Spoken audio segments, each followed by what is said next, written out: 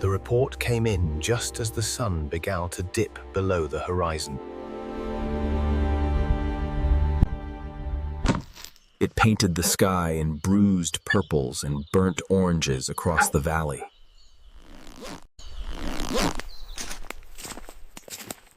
A hiker had spotted a red fox near the Old Creek Trail. The animal was dragging its hind leg and clearly in extreme agony. Despite the pain, the fox made absolutely no sound. At the local wildlife rehabilitation center, Sarah dropped her coffee cup.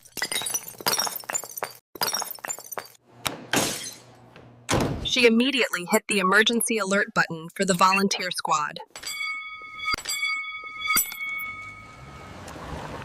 Within 20 minutes, 5 cars were parked at the dark trailhead. Their headlights cut through the gathering dusk like sharp blades.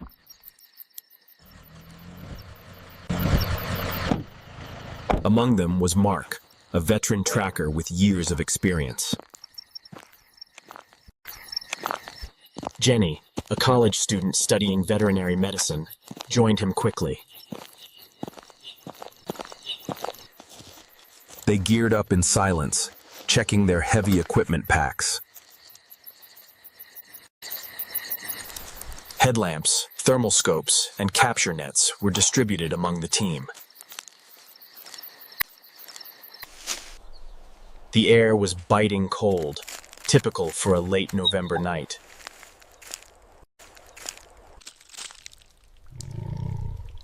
It was the kind of chill that seeps right into your bones. He won't survive the night with the coyotes out.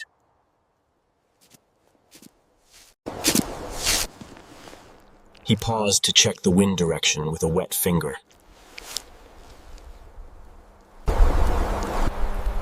They named the mission Operation Silent Cry, right then and there. This was because foxes often suffer in total silence to avoid predators. The team split into 2 groups to flank the winding creek.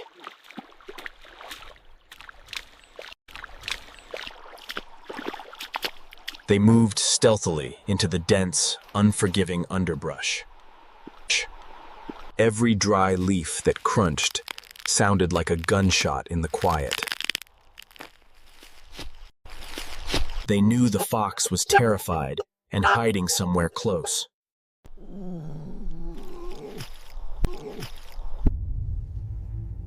A wounded animal will always seek the thickest cover imaginable.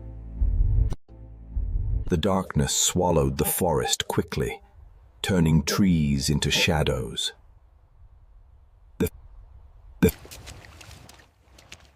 Sarah's group moved slowly along the water's muddy edge. They scanned the ground intensely for any fresh tracks.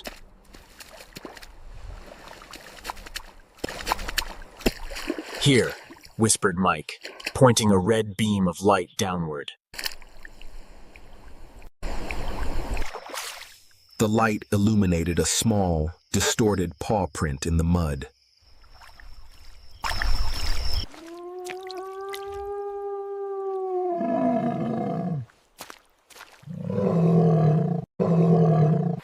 The animal was definitely favoring its right side heavily.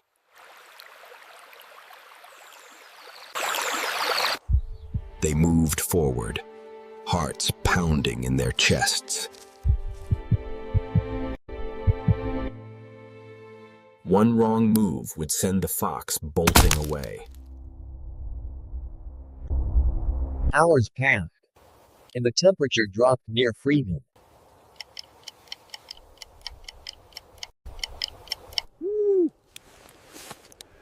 Their breath formed thick clouds in the beams of their flashlights. No one complained about the cold or the fatigue. Somewhere out there, a tiny heartbeat was fading fast.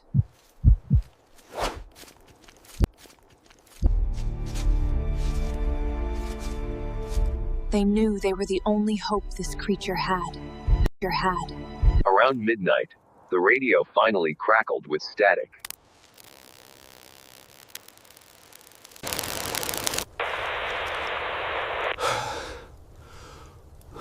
I have a heat signature.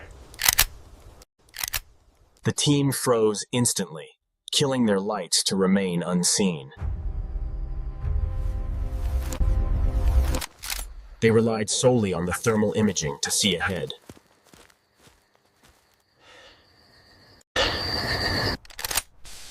About 50 yards away, a small shape glowed on the screen. It was curled tightly beneath the roots of a massive oak tree. The fox wasn't moving. He looked completely exhausted. He had likely run until his body simply gave up.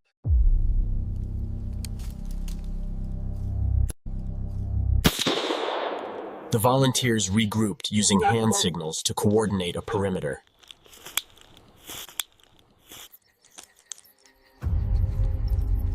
They had to close the circle without triggering a panic. Jenny prepared the sedation pole, her hands shaking slightly. It wasn't from the cold, but from the pure adrenaline. They crept forward, inch by agonizing inch, through the brush. The fox lifted its head, its large ears swiveling toward them.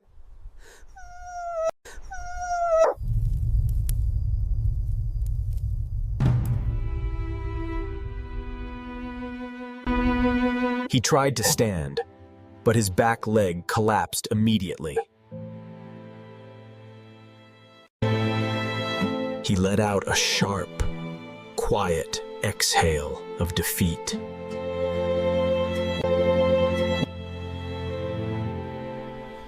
Mark signaled for the final approach with a nod.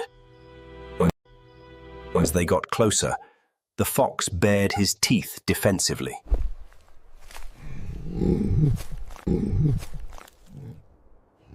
It was a final act of defiance from a little warrior. With a swift motion, Mark deployed the safety net.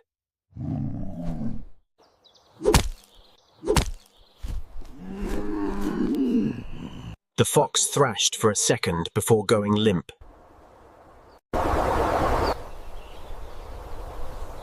Jenny immediately covered his eyes with a soft towel. "I've got him," she whispered, tears stinging her eyes.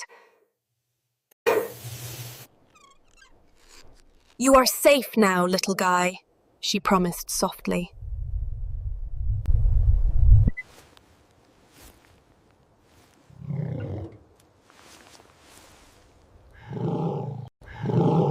His heart was racing, but he was undeniably alive.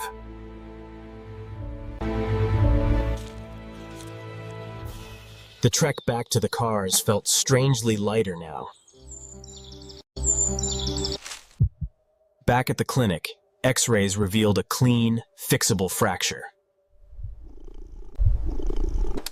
The surgery took hours, but the vet emerged smiling.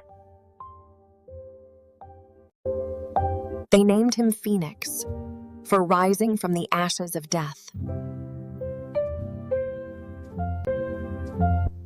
For 6 weeks, the volunteers nursed him back to health.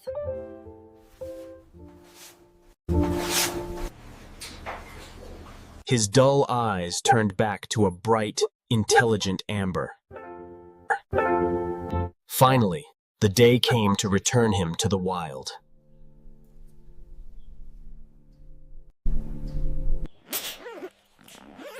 Mark opened the crate, and Phoenix stepped out cautiously. He looked back once, a silent moment of recognition. Then, he bolted into the brush on 4 strong legs. free at last.